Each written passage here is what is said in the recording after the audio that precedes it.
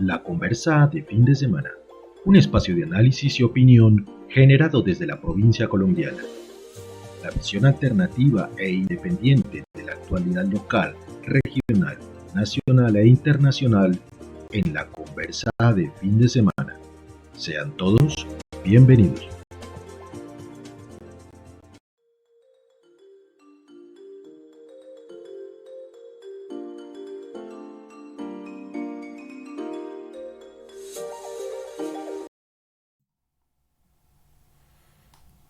Muy buenas y santas las tengan todas.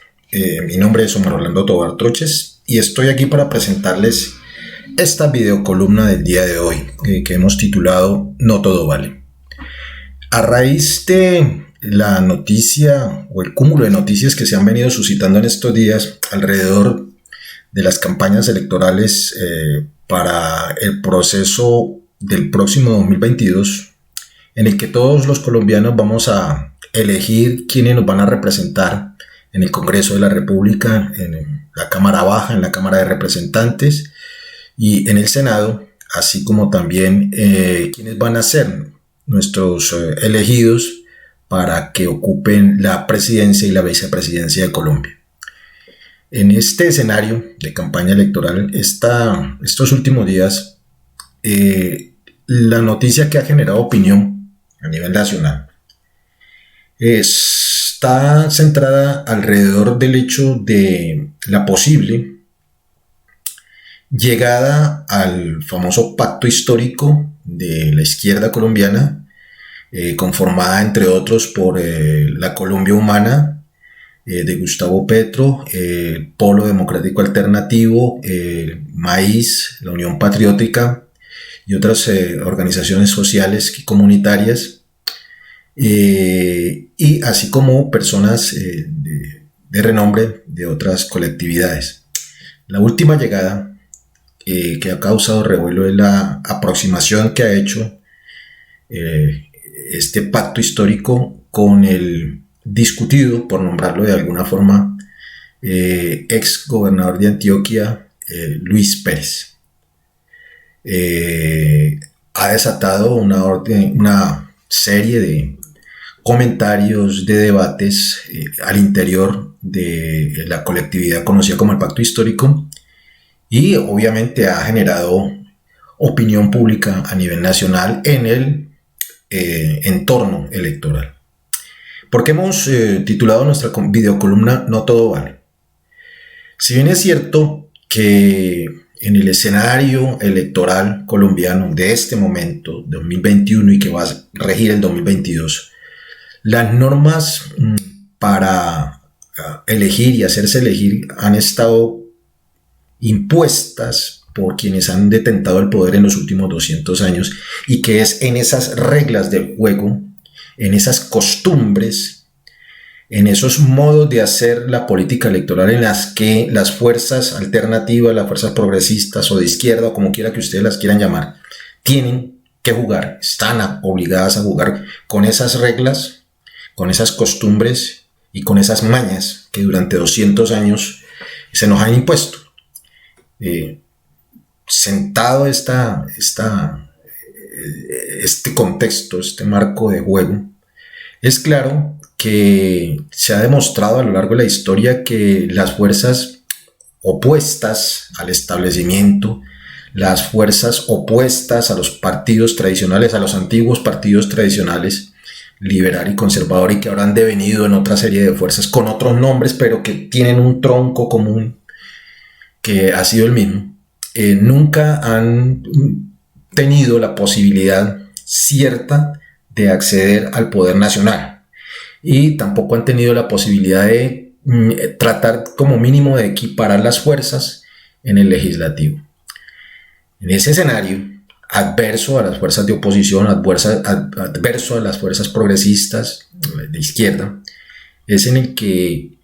en los últimos 8, 10, 12 años, de pronto un poquitico más, estas mismas fuerzas han tratado de jugar, y a fe que han podido avanzar. No tanto como Colombia lo requiere, como la democracia colombiana lo requiere, pero sí han avanzado. ¿Pero cómo han avanzado? a pesar de este contexto adverso, de mañas, de costumbres y de marco jurídico que no les permite competir de igual a igual con los partidos tradicionales y sus aliados,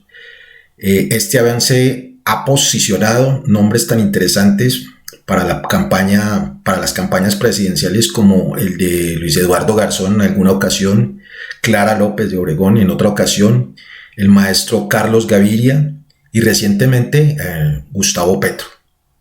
representantes de este sector de la sociedad que ahorita se muestran de unas 2 elecciones para acá como un sector que ha avanzado y que está a punto de convertirse, desde mi muy humilde opinión, en una fuerza mayoritaria electoralmente hablando. Pues bien,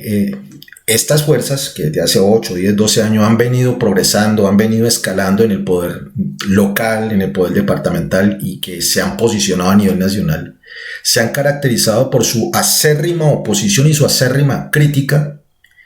indeclinable crítica a todo ese tipo de costumbres electorales, de inclusive marcos jurídicos, a todas luces injustos, inequitativos, que ha estado opuesto y ha denunciado la corrupción e incluso los actos delictivos alrededor del mismo ejercicio electoral, pero sobre todo acerca de las alianzas que desde hace muchos años, desde hace 200 años, han tenido las fuerzas tradicionales de derecha y de centro derecha con personajes no santos que como mínimo han estado señalados de corruptos, por no decir que han sido sujetos y sujetas de investigaciones de toda índole, fiscal, disciplinaria y hasta penal. En eso se ha distinguido la opción de la izquierda de la opción de la derecha y de algunas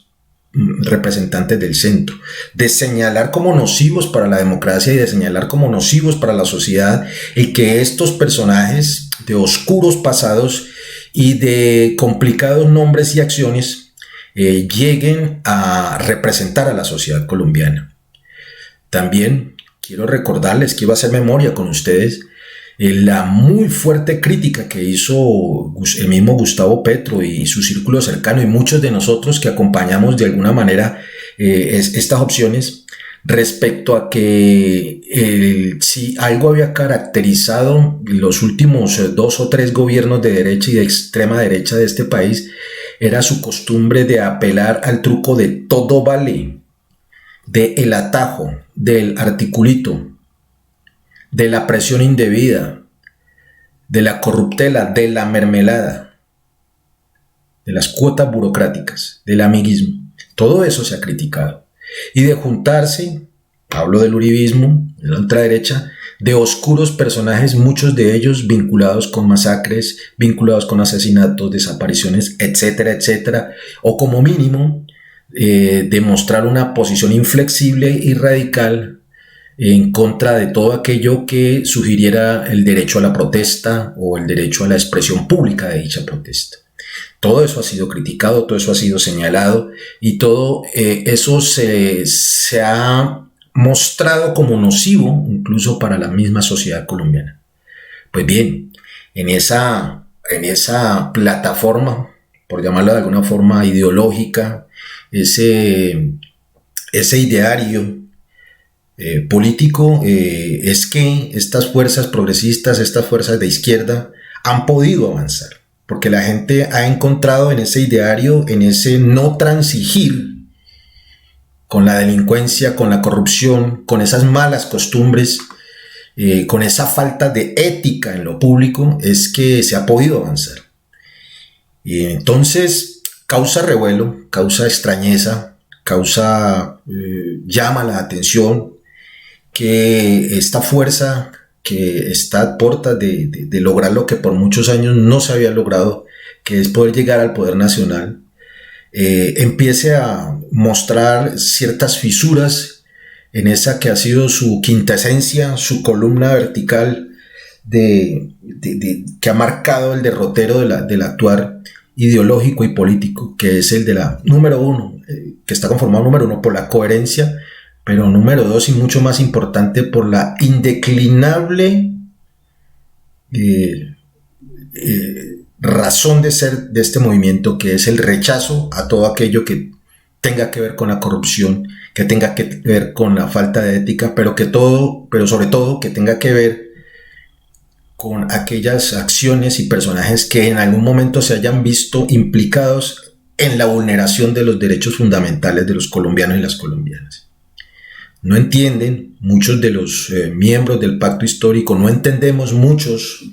de quienes hemos manifestado nuestra simpatía por esta forma de pensar, por esta forma de ver la democracia, con esta forma de ver lo electoral. ¿Cómo es posible que a estas alturas, cuando esa fuerza moral, ese compromiso ético, ese ideario de cambio de estas costumbres corruptas que hemos señalado durante tanto tiempo, se vean ahora hechas de lado por el afán clientelar y electorero que tanto tiempo y tantas veces hemos señalado como nocivo para la democracia de Colombia y para la misma sociedad? No podemos perder de vista que eso que señalábamos anteriormente como malo, como pecaminoso, si se me permite el término, de las fuerzas opuestas al ideario de izquierda, como eso de juntarse con todo el mundo, con eso de el atajo, de la trampa y del todo vale, no puede volverse ahora una de las herramientas a las que le estemos echando mano con tal de llegar al poder. Porque créanme, esa línea divisoria que nos ponía moral y éticamente de un lado diferente al de las fuerzas que siempre hemos criticado, empieza a desvanecerse, empieza a perderse. Y entonces el colombiano promedio, como usted, como nosotros, empieza a preguntarse, bueno, ¿y entonces cuál es la diferencia entre esa izquierda, entre ese progresismo y esa derecha que anteriormente señalaba? A la que no le perdonaban que todo valiera,